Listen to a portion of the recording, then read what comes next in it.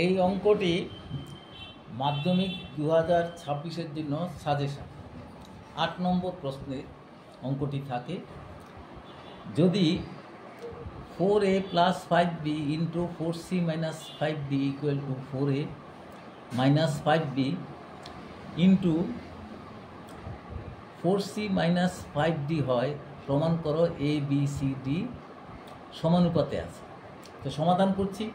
তাহলে আমাদের দেওয়া আছে 4a + 5b × 4c - 5d = 4a - 5b × 4c - 5d। এটা আমাদের দেওয়া আছে। তাহলে এটাকে আমরা লিখতে পারি অর 4a + 5b বাই এটাকে আমরা 4a - 5b দিয়ে ভাগ করছি,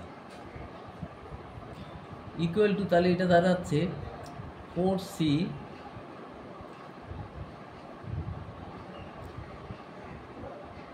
+ 5d, এখানে + 5d4c + 5d বাই এইটা নিচে চলে আসবে 4c - 5d। এবার আমরা এটাকে যোগ ভাগ প্রক্রিয়া করছি।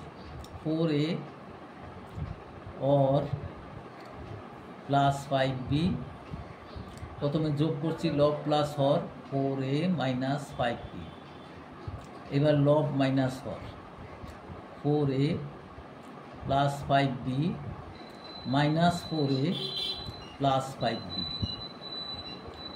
ইকুয়াল টু, তাহলে এখানেও তাই করতে হবে 4c + 5d + 4c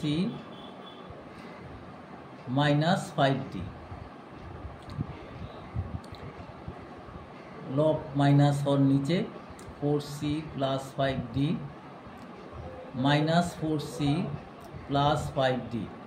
এটা একটু লিখে দিতে হবে আমাদের যোগ ভাগ প্রক্রিয়া দ্বারা, যোগ ভাগ প্রক্রিয়া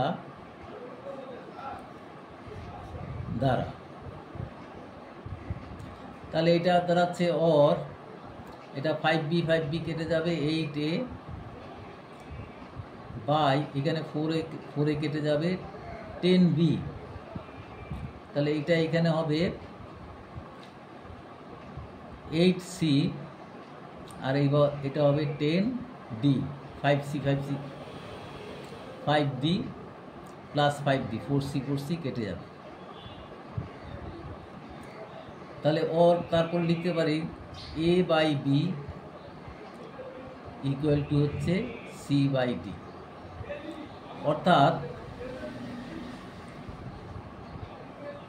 a b c d সমানুপাতে আছে।